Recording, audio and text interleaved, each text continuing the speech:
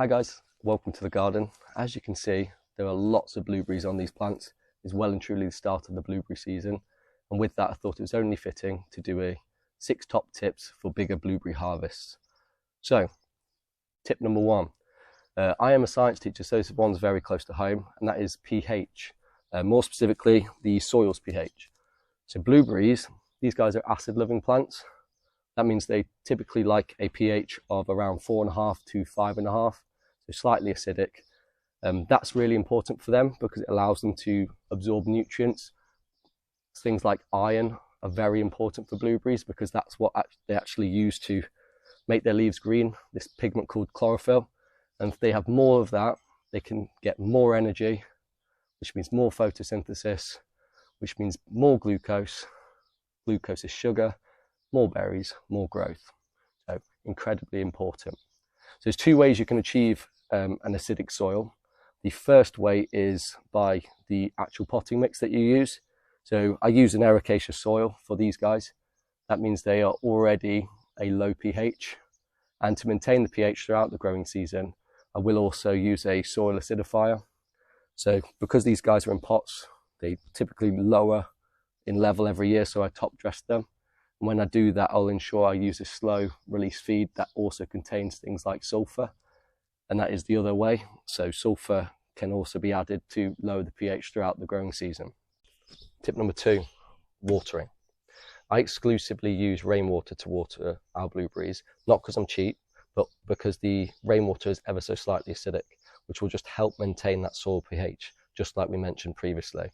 The water from the mains is actually slightly chlorinated due to them trying to remove things like harmful bacteria. So whenever you get a chance, use rainwater. Sticking with the idea of watering, we also need to know about watering frequency. Blueberries, just like any other fruiting plant, they will take up a lot of water.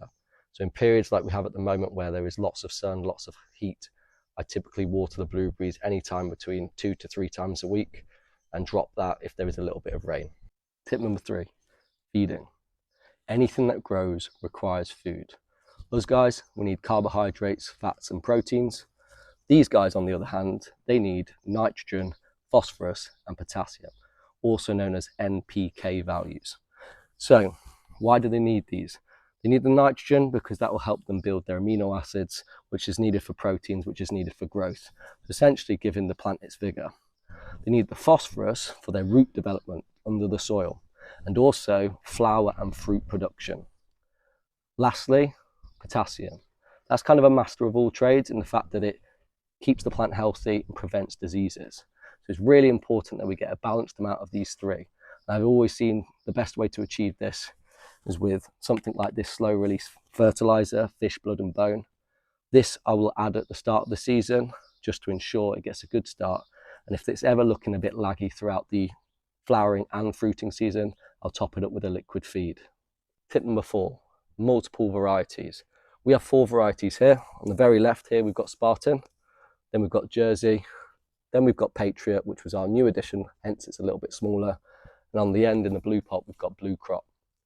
Having multiple varieties ensures for something called cross-pollination. That's when the pollen from one plant gets transferred to the flower of another plant, which is actually does a lot more than you think. It means that firstly, there's going to be more seeds within the fruit. When it's small and unnoticeable like blueberries, that's not an issue.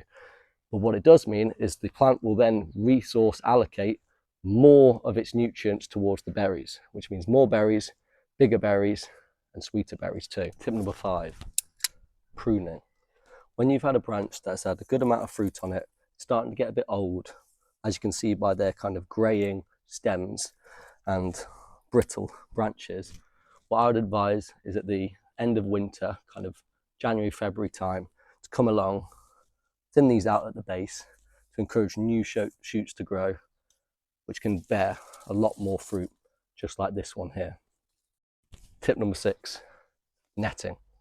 If you do those previous 5 things, but don't net your plants, you're never going to see any of your harvests, particularly if you have blackbirds waiting for your little lapse of judgment. So as soon as these berries start to go blue, I'll put these full mesh bags that cover the entirety of the plant over the plants. These are really good because they ensure that not only the birds can peck them and take them, but they stop any pesky insects getting them on as well. Hope you enjoyed these 6 tips, and if you've got any of your own, please feel free to share them in the comments.